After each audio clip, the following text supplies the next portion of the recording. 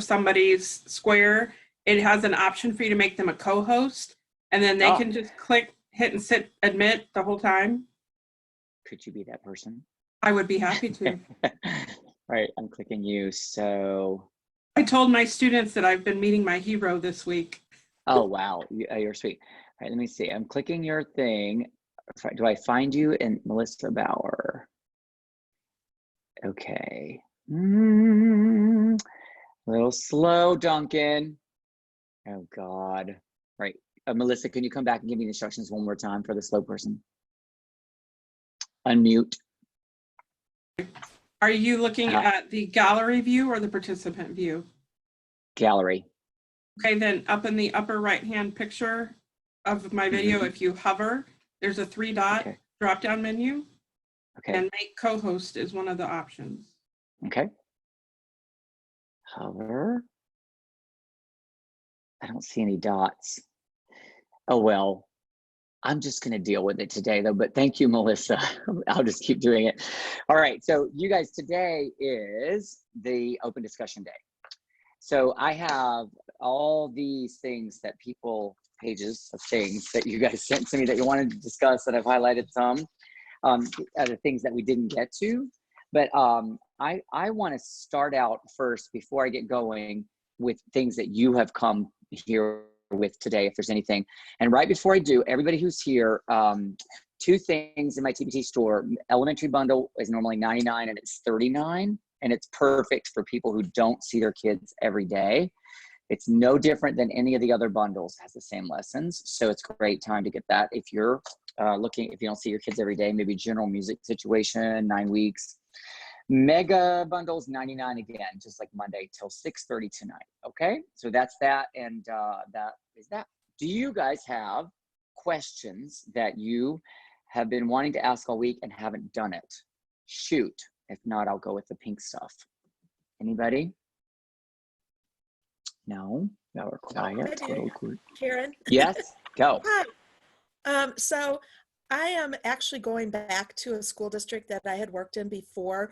The teacher that was in the middle was basically doing karaoke for the concerts. And so I've been tasked with putting together a video to kind of reintroduce myself and promote the class. I'm looking for suggestions of how to handle that. I know most of the students, so I'm going to put that to the floor. Do you guys have suggestions about? So there was to review. There was a teacher that basically did karaoke with their kids. Is that right, Karen? Yes. In fact, there was one concert where the radio version was being played and the kids sang along with it. It was pretty rough. They don't know how to read octavo, which was unfortunate because I taught these. Well, they'll be 8th graders. I taught them as 5th graders, and I taught them how to read the octavo, and they were singing 2-part at that time, and now the last 2 years, everything's been done by ear and in karaoke style. Yeah. Well, I'll tell you what I would do. Feel free at any time and would do my S cubed with them right off the bat. You know, like they need to be engaged. I talked about the first week of school. I would just do my first week of school, and you're gonna get that resistance that you can get, you know, and because you want to seem flexible to the kids and to listen to the kids, which I think is really key to having them buy into what you're doing. Maybe you give them one karaoke day a week, you know, on a Friday or something, if they have done really well with your week that you've done. You know, you've got to build their trust. You know, it's like I was saying to someone earlier today, nobody cares what you've done before when you're in a new situation, even if you're from that district. You know, like if I moved right now to Durham, North Carolina, where I grew up and where I went to high school, none of those kids would care. They just know what is their daily experience now, and you want to just give them the best possible daily experience, and it will grow really, really quickly. You won't get the results you want your first year, but you'll get them eventually, and then it's yours. It just takes a bit of time, you know, to get all that worked out. Does anybody else have any words of wisdom about how she can handle that? I'll say I teach in a school that there are 3 chorus teachers in the same school, and we're all very similar, but we all have different things that drive us crazy. And so I frequently just look at the kids who know me and say, hey, remember you're Miss Davis world today. And that also just seems to help. It keeps it light, but it also reminds them, like, don't ask to go to the bathroom because I'm going to say no. But I have another colleague who lets them go to the bathroom, and neither's right or wrong. It's just what drives you crazy. So that helps. Yeah, that's a good plan. And keeping it light is always the way with the middle. Otherwise, they'll beat you against the wall so fast. It's not a cute situation. Anybody else got a question before I get into the pink? And I don't have to get into the pink. This is your day. Anybody else got some things they wanted to ask from this week, or things you're dealing with right now that you need some guidance on that maybe some of us can help with? I would love to hear about. Here, so No, please go. I am the 3rd teacher in 3 years at my middle school this year, and the previous teacher was also karaoke queen. So it's been a rough haul for me, but we feel like it's been a really good year. And our 6th grade, we had 94. And out of the 6th grade moving forward, only 2 of the boys, which there were like 25 probably, 2 signed up for 7th grade. And our principals and our counselors are all stunned because everybody seems engaged. They like it. What am I going to do with 2 boys? I know. And how can I avoid that next year? Oh, what do you think that it was like a situation, a peer situation where maybe one boy decided not to do it and they all followed? Do you actually in the culture where I teach, parents are the people pushing electives, especially foreign language. The parents in my district think that you have to be, take everything in middle school so that you can be in Spanish 4 or whatever in high school. So it's a lot of pushing towards the other electives by family. And you're the 3rd person in 3 years, right? Okay. Well, my theory about every job ever is that in teaching, especially middle school, is that it takes 3 years, right? So right now you're going to have to deal with what you got, right? And do the best you can and not take it personally that those boys are doing what they're doing. And then go in next year and do what you can with those 2 boys. Are their voices changed? No? Okay. One's in progress and neither one of them match pitch very well. Oh, nice. Okay. Well, you're not going to be doing SAB or 3-part, right? You're going to be doing things. I mean, they're going to probably want to be together, like close in their seating because they're going to feel kind of weird. And it's going to be really awkward that year. But, all it takes is for you to get a couple of those girls in your next year that, push those girls to get some of their boys in there and meet the boys, make relationships with the boys in the hallway that they're communicating with. It doesn't matter if they sing. Nothing matters about that. It just matters that they trust you and that they would be willing to jump into chorus next year and start to give you a boys section. Were you in the boy thing we talked about on Monday? Were you in that session? We did boys. Okay. I wish I had recorded it. I'm going to give you this guidance here. If you go to my YouTube channel and type in boys anything, boys, a bunch of stuff will pop up from the past years that I've done things, made quick videos or performance videos.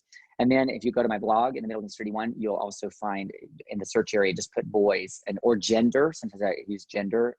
And you'll find a lot of things I've written about boys that I talked about on Monday as well. I saw a question come in here that I think is pertinent to right now. Okay. And I see people commenting, which is great. And somebody said, make them the stars often as you can, for sure. Announcers for concerts, yes, give them moments to shine. Somebody asked about, have you discussed how to tackle COVID-19 in choir? We have not. and that is open for discussion. Have you talked to your principals or administrators, anybody in the room about that? And what are you hearing? I have, and I'll share mine after you. Anybody? What are you hearing? Nothing? No? Hi. Okay. Yeah. We don't know if we're going to be open in August in DeKalb. Okay, and where did that official word come from? It's unofficial. It's unofficial? Yeah. Have you read anything that leads in that direction? Like in the newspaper? Kimberly, yeah. I haven't read, but I've posted on Facebook some concerns about the HVAC system and COVID, working in small spaces. I've posted things like that. Droplets and COVID-19 can be spread through droplets, and it can be airborne. So Right. I am interested in topics concerning that and how we approach choir in the fall. Okay, well, let me tell you what I have experienced in the last 2 weeks regarding that.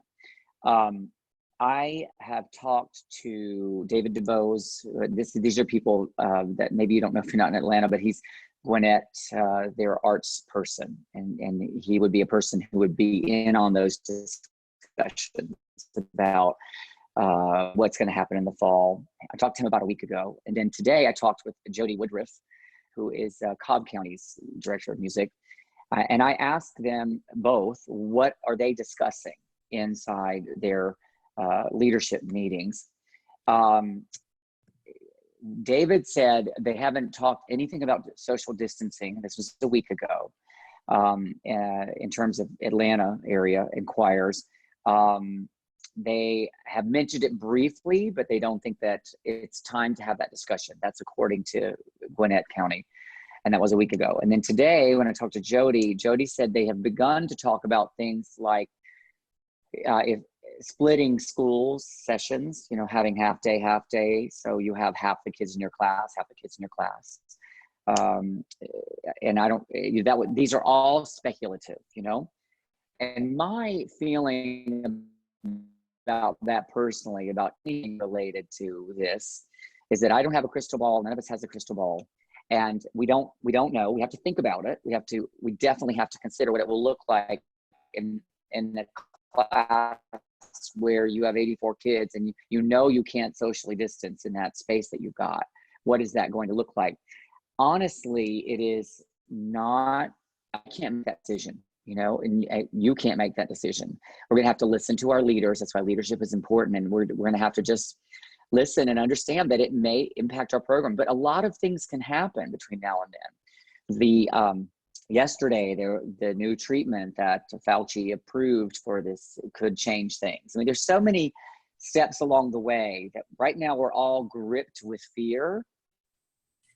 And I personally have just never been strong, and I'm glad at that, at moving forward in fear. I'm always going to move forward in love. And I'm always going to believe that things are going to be okay. And I don't know. I know not everybody's wired that way, but I'm looking for the light every single day that I wake up, and I'm going to freaking find it. I don't know where it is, but we're finding it. I don't know if that was an acceptable answer, Kimberly, but that, you know, I am going back to school next fall, and I'm going to teach kids to sing. And I don't know what that's going to look like. And I'll figure it out when that happens. I didn't think 20 years ago that I would be teaching children from a Chromebook some of the time, you know, using recordings that I made, but I moved with it, and I'm going to keep moving with whatever happens. Okay.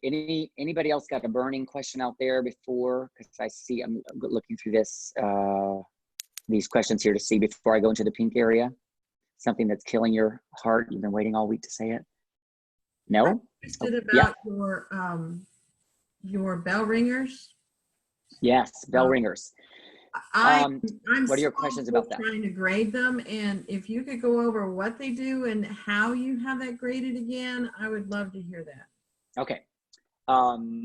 All right, so the number one purpose of my bell ringers is to get them thinking about what we did the previous day.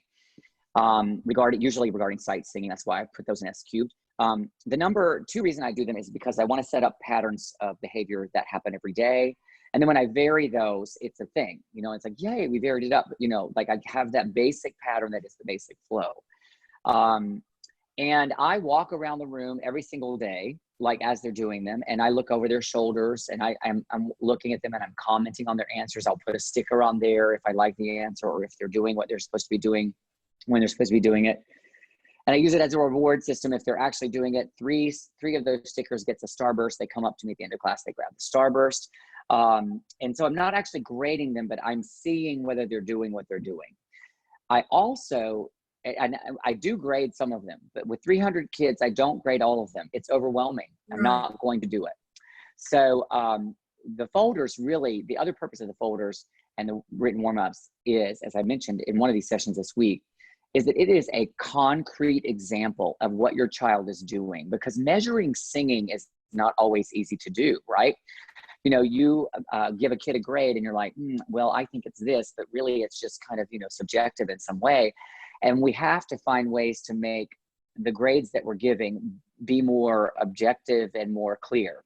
And so assessment is really important. So when you have a folder, like let's say you have a child that's really not doing anything, you're teaching your behind off and the kid's just really not doing much. And maybe they're a behavior problem too, or maybe it's either or situation. That folder speaks volumes, and it gives you such great way to start your conference when you finally get to that point. You've worked with the child, you've emailed the parent, you've had no result. The grades don't seem to matter at the moment. Maybe the parents aren't paying attention. Maybe they're distracted. Maybe they have bigger life things to deal with. But you need to wake this child up, because this child's 12 and you need to help him. You know, they're practicing for life. So I need concrete examples to show what their child isn't doing, because I can't videotape them singing every day in my class and show them what they're not doing.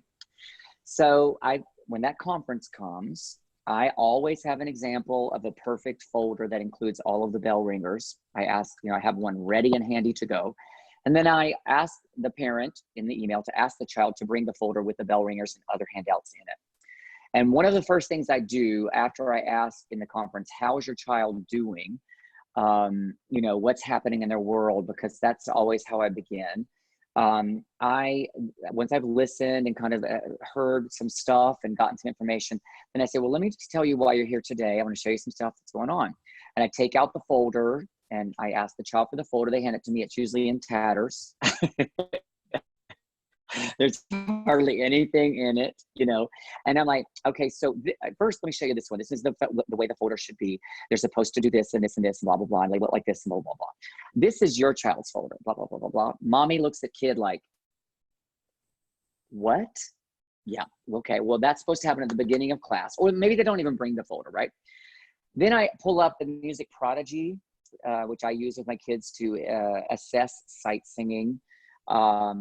I just have it on my smart board, and I have all of the assignments of that child on the board and all of the missed assignments that are inevitably there, because one behavior usually indicates about 10 others. And I'm like, that assignment should have been done by these dates. Okay, so that wasn't done. And then you have two concrete things right there off the top. The third concrete thing is I go into my Infinite Campus where I keep notes. I mentioned this before this week about how the child is doing. And I do that. I say positive things. I say constructive things to not all the kids, but the kids that need it, that need to hear it. And so I have a record, and I encourage the parents and the kids to check that. So I have that on my next tab is Infinite Campus. These are the notes that I've written since October. It's December. So have you seen any of those notes? So it all comes into their lap, right? They all have to own that this child is not doing what they're supposed to be doing. So I know you asked a folder question, but that is where it leads to. That's the reason I do it. I have a rubric inside that folder. I say to the children, I randomly check the folders, and I do randomly check them in the beginning of the year, and then I see the patterns begin to happen, and the randoms become a little bit less random. And I make sure I have those kids that need to be checked. And I'll list their names and they turn them in. And when they don't have them, that 0 goes in the grade book and they have one day to turn it in the next day to get a lesser grade or whatever it is like that. So I see some comments coming up and I want you guys to make sure you're checking those as we go. If you have anything to add to what you're doing, okay, Amy says she uses plain folders, replacing them as they get raggedy. Yep. Okay, is that for your music folder, Amy? Okay, where you store your folders. Okay.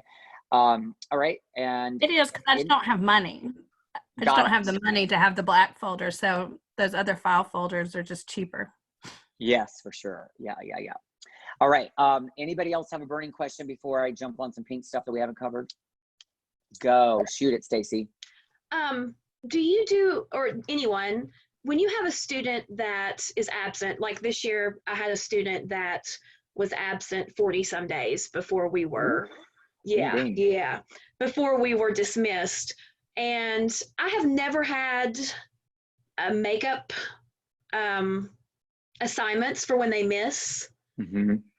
Do you, or does anybody else, do you all give makeup assignments? How do you all handle when you have absences? Because that kid ended up with an A, just like the kid that was there every day. Any suggestions? I want to open this up to you guys. Does anybody have any magic makeup system that you're using? Are you referring to a performance or like Daily paper work. stuff, daily work? Mm-hmm.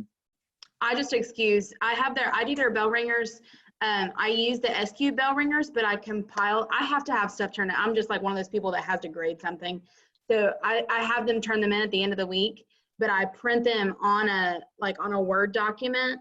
And if they're absent that day, and I know, like, I've marked it that they're absent, I don't make them do it for their bell ringer. If it was if it was like a worksheet or something, I have like a place where they go and get their makeup work for that class. Yeah, I think what I do is I have a file. I'll print a few of the bell ringer activities from the S Cubed, have them ready, and then just say grab that, and to make sure that's in your folder. That's generally what I do, because I mean, what else can you do? They're missing your instruction with the songs and whatever. I see some good comments coming up here. How do you grade people on a daily basis? From Jody. Jody, I want you to go into my TPT store. The syllabus is for free in there, and you'll see how I lay out the percentages of everything that I do, and you can just download that there. That syllabus is there all year long. I change it each year, a little bit with dates, but mostly it's the same, and it's been my standard thing that I stuck to. Any other burning questions that you guys want to ask? Hi, Susie. Okay, Tiffany, you wanna? Yeah, I have 2 questions. Go.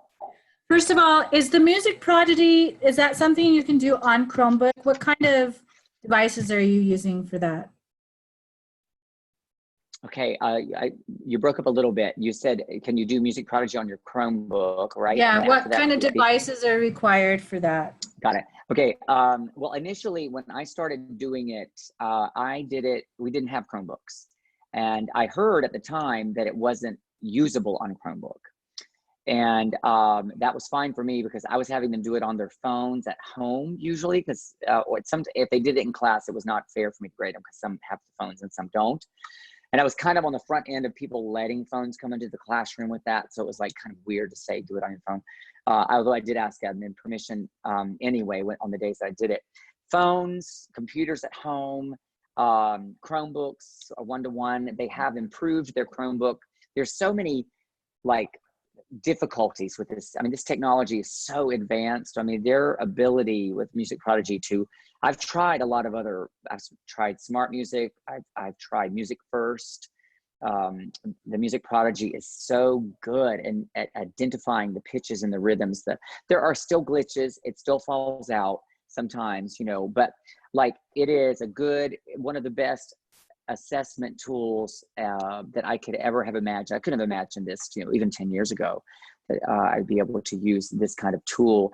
And I use it. Somebody asked in one of these here on the questions that you guys were interested in talking about how I use Music Prodigy. And I'm very sporadic about how I use it, but when I created the examples, I created a one-to-one situation. So there was one example for every example in S-Cube. So if you wanted to, you could go home on the first day they do sight singing, which is lesson 4, and they could go home and do their music Prodigy example that night, and you could give them homework. That was originally how I set it up.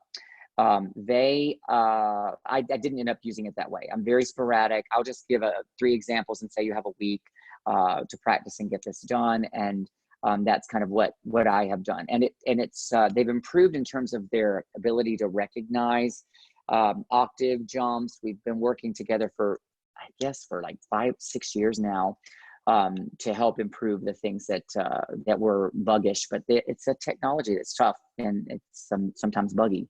Yeah. Any other questions that you have before? I had another one, if I could. Go. Mm-hmm.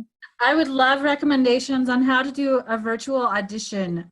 Brand new back to teaching after many years, and I'm going back in for a first year, and I have a whole entire brand new student body that's coming in because of the shift that the district's making. And I feel at a loss.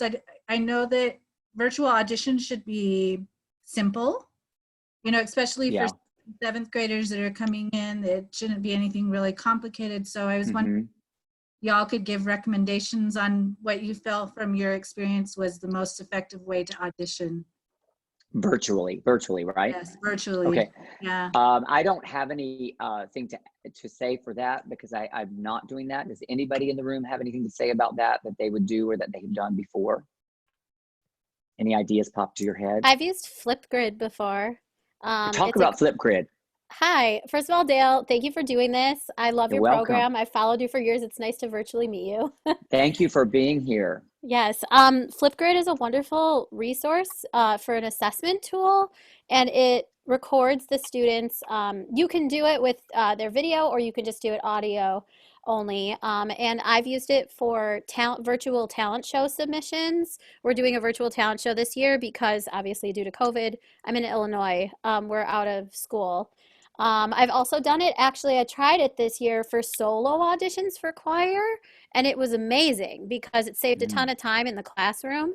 It's a completely free program, especially if you're a Google-based district. You can sign in, you can register just with Google, and then students go in. You set up it. Think of it as like a Google Classroom almost. You set up a grid. A grid is your classroom, and then you can put individual assignments under there where they can go in and submit. Whether it's for a solo audition or for your choir auditions. I personally haven't done choir auditions like as a whole on it, but I will say that I have done solo auditions this past year and it was really successful. And I also really liked it in some ways too, because I think it gives the students the best opportunity to produce their best solo audition, because they have a chance to re-record themselves if they don't like what they are producing. May I interject, Kara? Go, please. Yeah. Flipgrid's awesome, and everything Kara said is like spot on. But the one thing I like about it, because I did my all-state auditions with them, you can set it so that nobody else hears or sees what they do. But yes, the kids like that. Yes. Oh, good.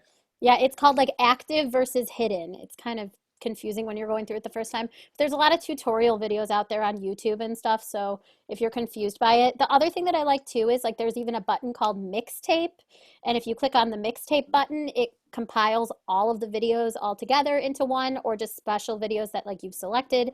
You also can record yourself doing an example video and attach like Google Docs and other websites and links to it as well, which I think has been really helpful. Sounds amazing. I've heard so much about that on Facebook and stuff, and it's good to hear a person talk about it. Anybody else have an experience with Flipgrid that they want to share and how they're using it? For me, the kids, actually, we used it virtually, so I didn't get to demo it in class or anything. And oh, wow. We just did an introductory assignment, and they showed me a dance, they sang something, they drugged their little sister in the picture, just various things. And I was impressed that I got a huge percentage of my kids that could instantly use it, probably better than I could.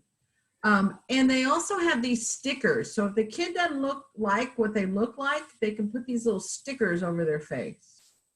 And lots of them found that as a comfort. Oh, I bet. So I'm gonna have to check this out for sure. yeah, They I would call them recommend selfie it. stickers. Selfie stickers. Mhm. Yeah. I've seen them using it, teachers using it for the Mass Singer for their classes too, right? Those stickers. Yes, the same Yeah. thing. Uh-huh. So you, I'm sorry, who told me about this Flipgrid to start with? Me, Kara. Sure. Okay, Me. Kara.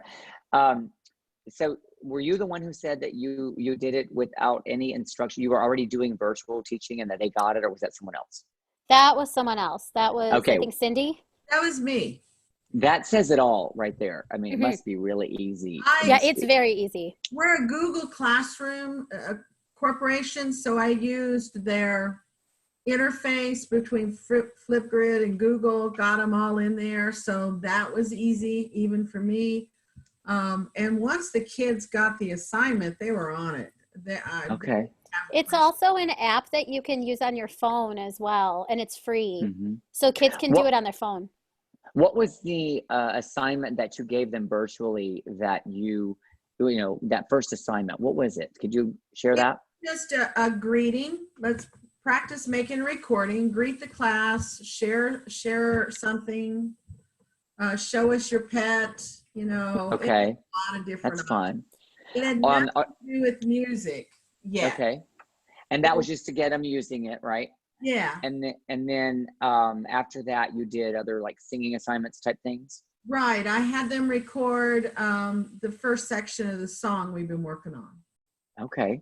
And it interfaces with Google Classroom really easily. Is that what I heard? Because there's a lot of okay, really good. Yes. Good. And you can actually connect it to your physical Google Classroom. Like the post can link right into it.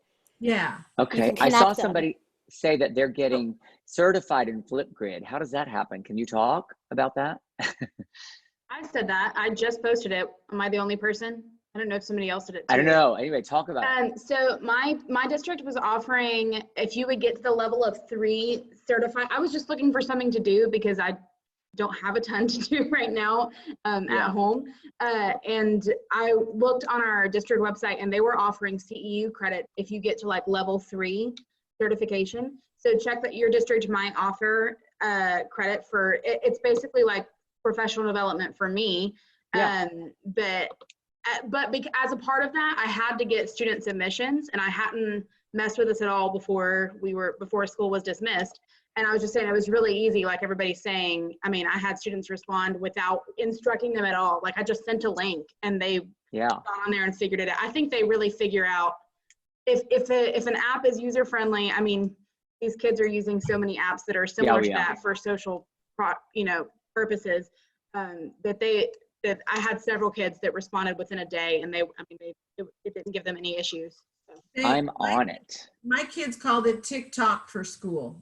Oh, yes. good. Because, they love that TikTok. I felt that was a real winner. Oh, that is. My kids, I don't know, I'm sure you're experiencing the same thing. Yes. When we were still in school, it's just every free minute, it's TikTok. Like the end of the day, we have this, we have this like 5 or 10 minute period when we're waiting for the buses, and they are just off it. I mean, it's crazy. And I have some little TikTok account I use with my nieces and nephews, and they're like, I want to be on your TikTok. I'm like, I don't do it that much. But anyway, they're all over it, and we love it. Does anybody else have anything about Flipgrid you want to share? No, because that's definitely a winner for today, and I've just seen so much on Facebook about it. So, all right, any other burning topics? Sorry. Amy, I took it over. No, Amy. I just want to say, like, my principal has talked about the fact that he can see us being in school and out of school a lot next year.